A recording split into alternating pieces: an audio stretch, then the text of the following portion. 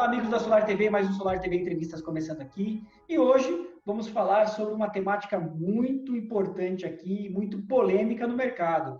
Novamente recebendo o nosso amigo especialista da Icório, João Souza. Seja bem-vindo, João. Muito obrigado novamente por sua presença aqui na Solar TV. Tudo bem, João? Obrigado. Tudo jóia, Ricardo. Legal. E a temática de hoje vamos falar sobre potência versus eficiência.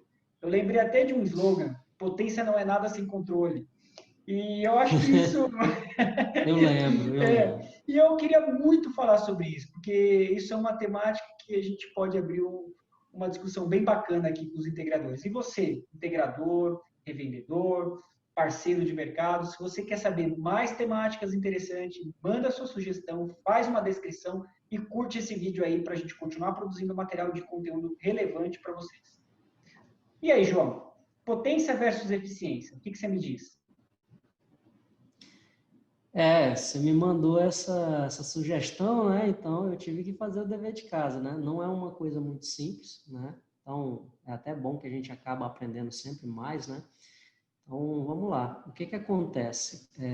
Quando você tem várias informações do módulo, né? Você vai ter primeiro a potência, né? Você já vai de cara logo para a potência, né? Normalmente o mercado procura módulos com maiores potências e tem também a questão da eficiência, né? Então, isso gera até um embate, né, daquela questão dos mono e poly, porque o mono ele tem maior eficiência, o poly tem menos eficiência, aí você compara potência com potência, depois vai ter que ir para a eficiência. Tá, e quando você tem um módulo com uma potência maior, mas a eficiência é menor, e aí você compara com um que é o contrário, potência maior, né? Potência menor e eficiência maior. Como é que fica? Né? Qual é o mais relevante? Né? Então, primeiro que no mercado, você tem, normalmente, os módulos, você tem uma família de módulos, se você olha o datasheet, ele tem 4 modelos, 3 modelos, né? Todos com potências parecidas, né? Diferenciando apenas de 5 watts. Né? Então, por exemplo, você olha a família de módulos de 400 watts, você vai ver módulo de 400, 405, 410, 415, 420, né? Tudo num datasheet só. E aí você olha as potências e vai para a eficiência. Você vê que a eficiência também vai acompanhando, né, de forma proporcional o aumento da potência. Então, normalmente é assim, tá? Eu não encontrei nenhum módulo que fosse diferente. Então, as potências vão aumentando e as eficiências também vão aumentando na mesma proporção. O que pode acontecer é de você tentar comparar módulos de tecnologias diferentes. Aí você vai encontrar diferenças nas potências e eficiências. Porque se você pegar 2 módulos, mesmo que sejam de fabricantes diferentes, e comparar a potência e eficiência de um com a potência e eficiência do outro, se for da mesma tecnologia, as potências e eficiências vão ser muito semelhantes.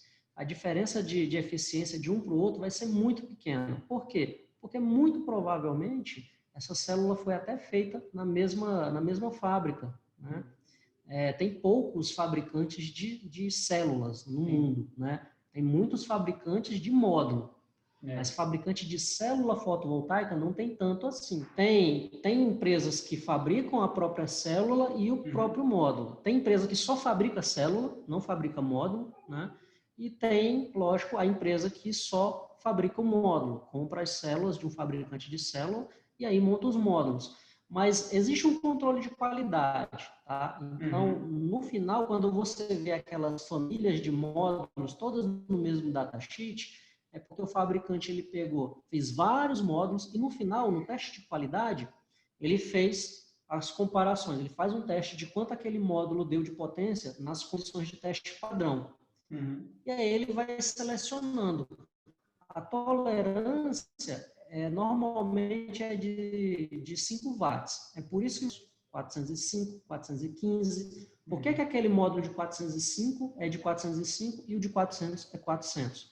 Porque na hora que ele fez lá o teste de qualidade, por exemplo, se no teste de qualidade deu 403 watts, esse módulo é classificado como um módulo de 400.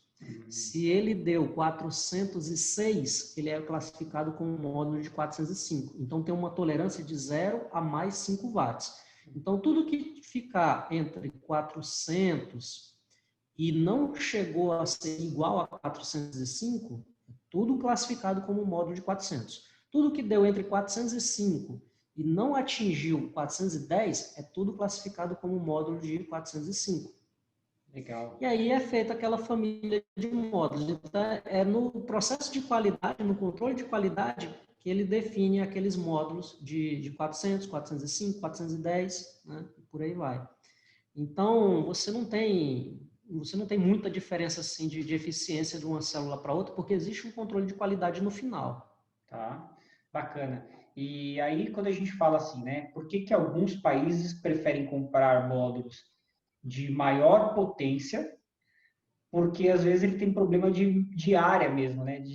Então, a gente vê o caso do Japão. O Japão comprou muito, as primeiras compras foram compras de potências maiores por questão de instalação, de área, de metro quadrado para instalação. É isso mesmo, né, João? E, por Sim, exemplo, sim. no Brasil, se você for instalar e não tiver problema com área, vou fazer uma usina, não tenho problema com área. Se ocupar 2.000 metros quadrados a mais ou 1.500, não vai fazer diferença para você. Se isso não for um impeditivo, e para muitos projetos fotovoltaicos na cidade é um impeditivo, né? Mas já para o campo não, se isso não for impeditivo, se você tiver que instalar módulos com potências menores, mas mais eficientes, pode ser que seja uma boa compra também. Não é, João? Exatamente. O mais importante é você ter um LCOE bem baixo, né? LCOE é custo nivelado de energia, vem do inglês, né? Leveled Cost of Energy. Então, ele vem de você ter o custo nivelado de energia. O que é o LCOE? É tipo, quantos reais ou quantos centavos custa o quilowatt-pico ou o megawatt-pico, né? Então, quanto menos for esse valor, melhor vai ser o teu investimento. Então, o que acontece? Quando você busca módulos de maior potência, a ideia é que você tenha um custo nivelado de energia menor. Só que você tem que olhar a área, né? E aí muita gente não olha isso, né? Muita gente não vai porque tem uma área pequena. Existe aqui no Brasil, por exemplo, a tendência é o pessoal buscar módulos de potências maiores. A Ecore, por exemplo, já tem disponível módulo de 500 watts. Então, por que o pessoal busca módulos de potências maiores?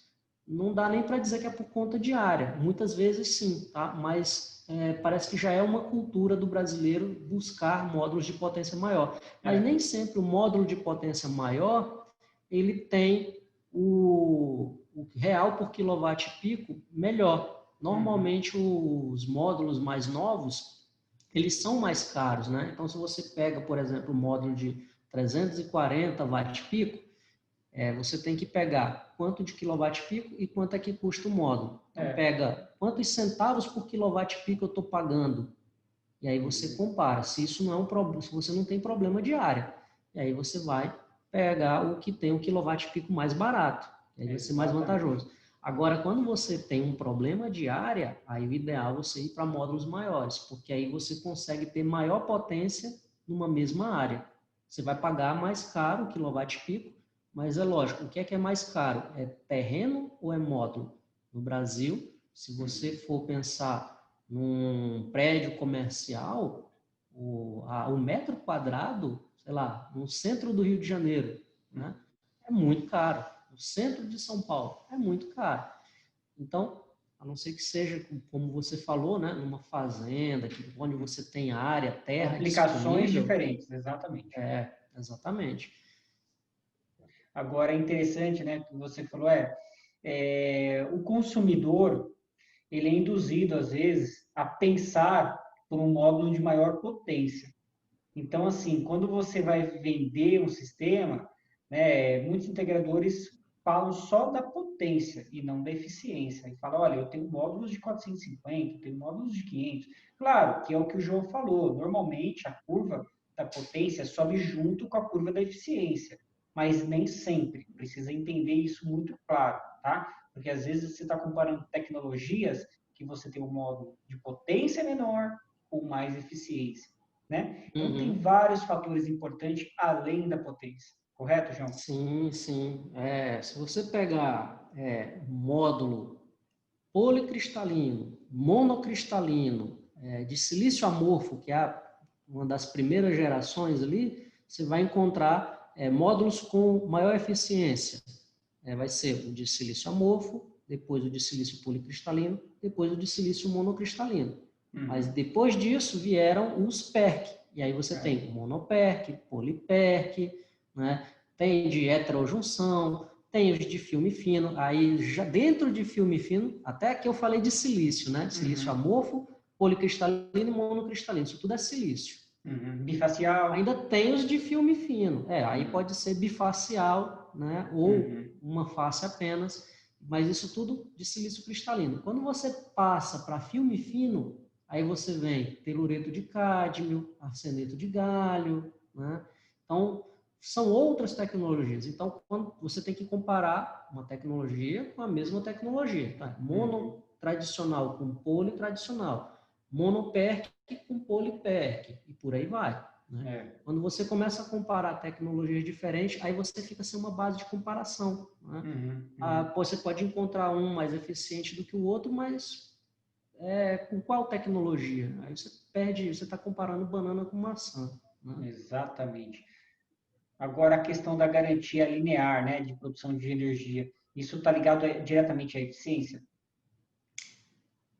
Não necessariamente. A garantia, ela está ligada diretamente com a degradação dos módulos. Os módulos, à medida que eles vão sendo utilizados, eles vão envelhecendo, né, e vão se degradando.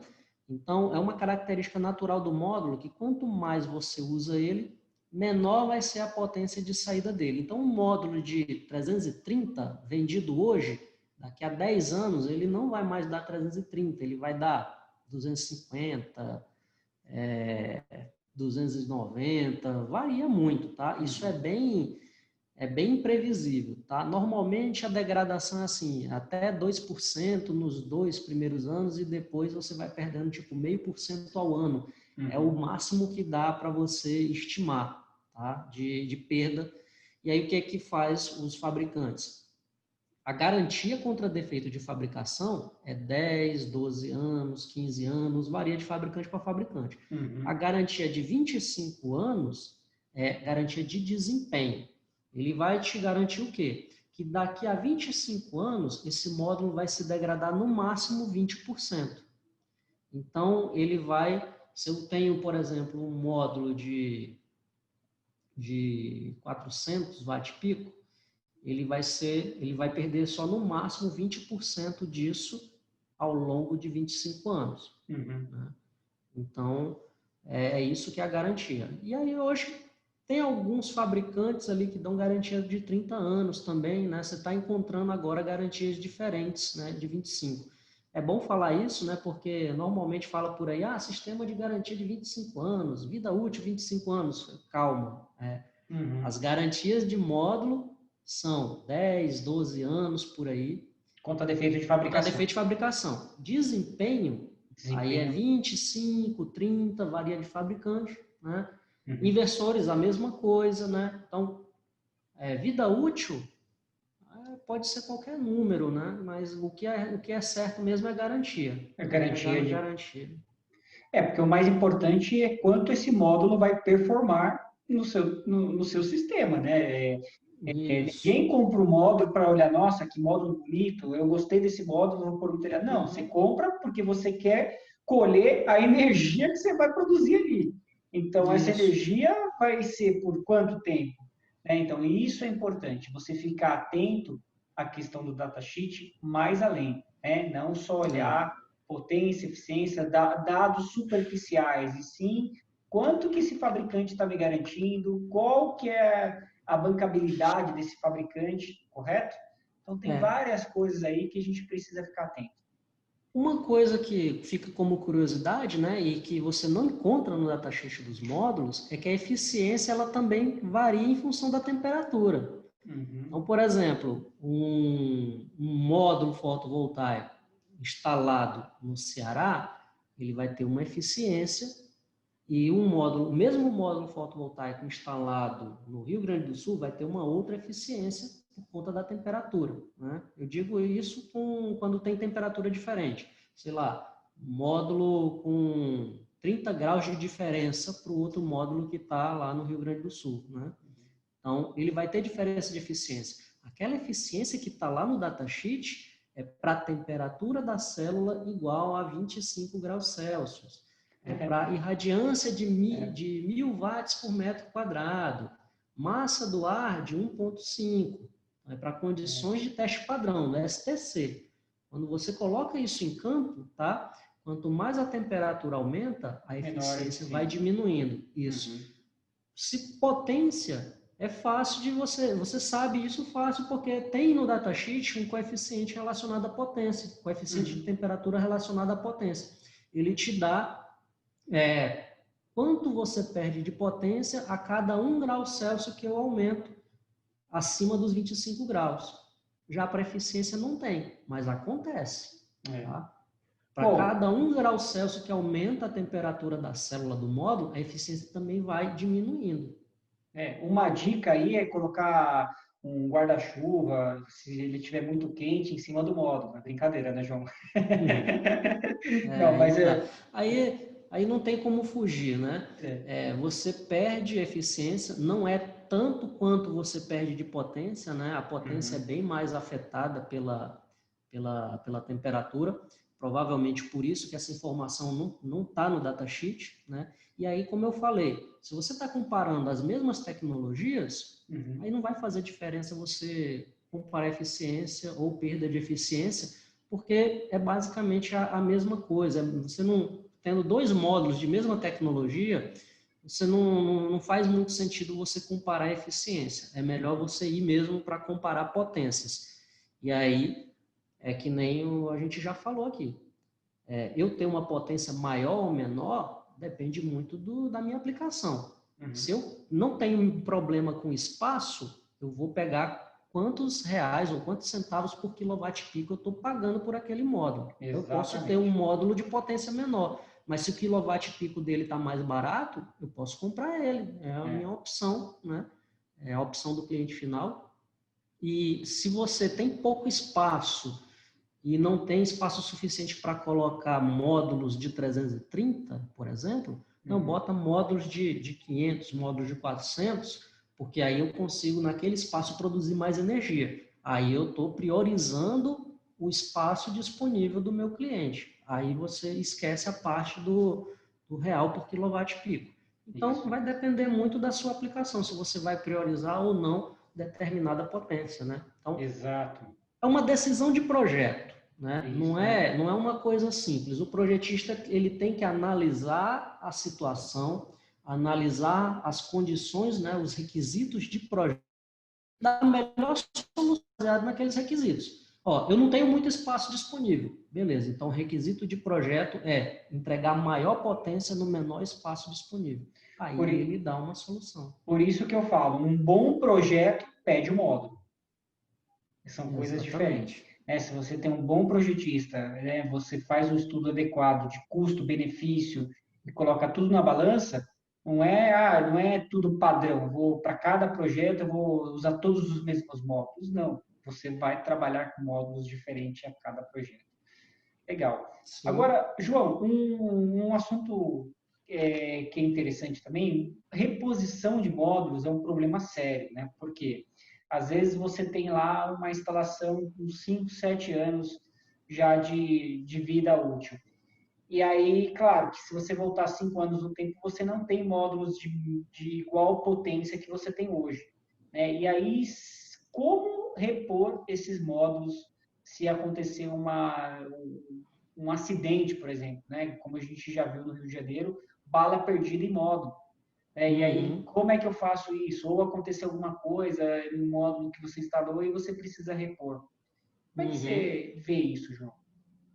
Uma vez eu vi foi no CBGD de 2017 que eu participei, tinha um palestrante representando um fabricante, ele mesmo falou que quando precisa trocar módulo, né, dentro da garantia, a preferência é para dar em dinheiro ou dar um outro módulo de qualquer outra potência. Não é priorizado assim, vou te dar um módulo de mesma potência. Uhum. Então, fica aquele problema para sistemas de string, sistemas que você é obrigado a ter módulos de mesma potência no mesmo MPPT, com uma diferença de no máximo 5 watts lá 16.690, né?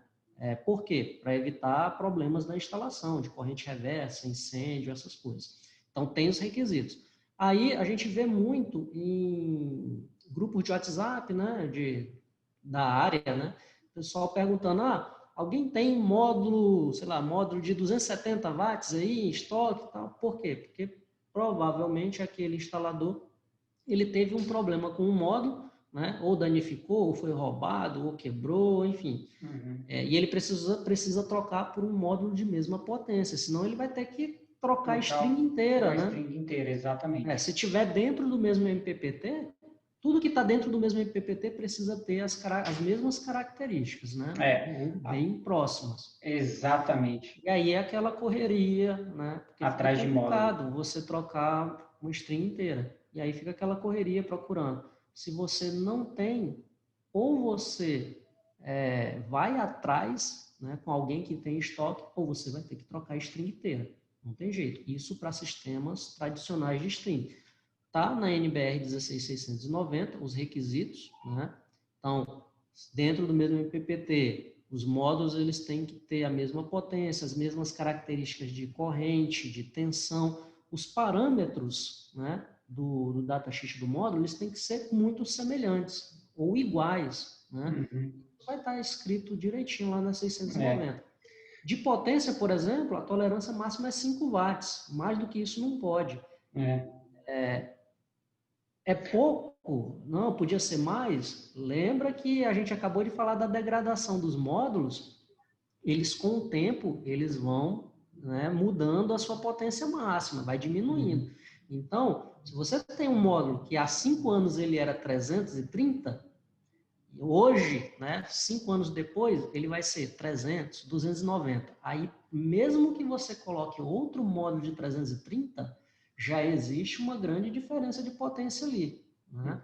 Agora, você imagina colocando mais 5 de diferença, isso pode causar corrente reversa entre os módulos, né? Ou entre uma string e outra. Corrente reversa pode provocar incêndio, né? Entendi. Então, na 16690, com 3 strings, isso é um problema. Com 2 strings, você não é obrigado a ter lá o fusível, né, contra corrente reversa. Por quê? Espera-se que a corrente entre uma string e outra seja igual, então não tenha muito problema com corrente reversa. Mas quando você tem strings de características diferentes, aí vai ter corrente reversa. Então, não é recomendado por causa disso, né? Pode provocar um incêndio se você começa a fugir dessas recomendações da 16690. Tá aí.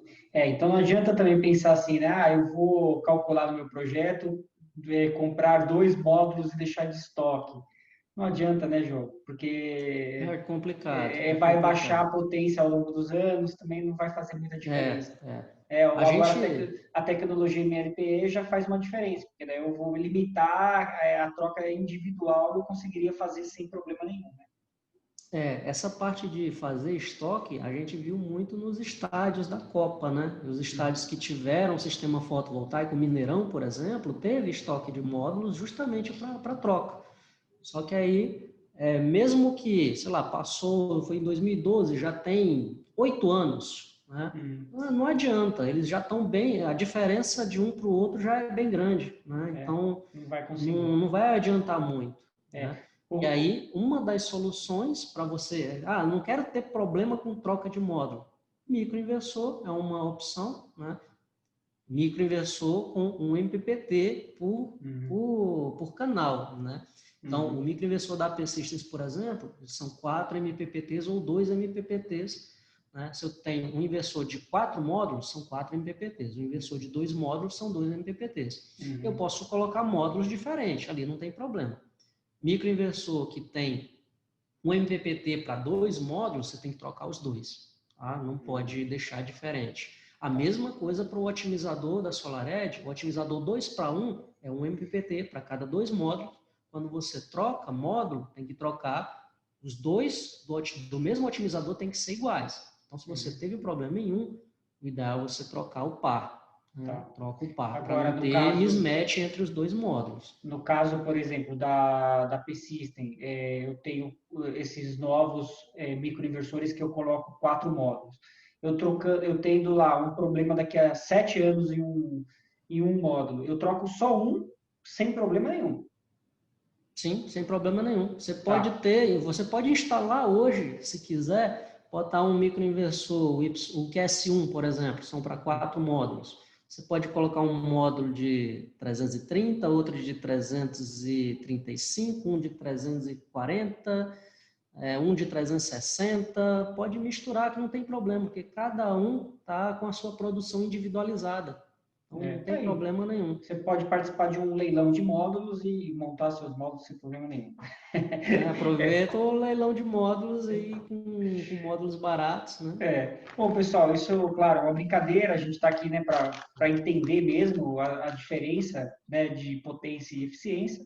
Tá aí, pessoal. Vocês viram, então, hoje o João trazendo aqui as novidades aqui da Ecore, né, falando um pouquinho sobre a diferença de potência e eficiência. Então, foi uma temática que eu acho que é importante o mercado ficar atento, porque futuramente você pode ter um passivo maior de trocar mais módulos, uma stream inteira, uma série de outros fatores na hora da decisão do projeto, né? Então, é isso aí, João. Muito obrigado. Quer complementar, fechar com alguma coisa? Não, eu acho que é o suficiente, Ricardo. Obrigado. Então, você que gostou da temática, curte o vídeo aí, mande aqui as suas sugestões de novas temáticas que nós vamos produzir os vídeos aqui para vocês, ok? Um abraço para todos, muito obrigado e até o próximo vídeo.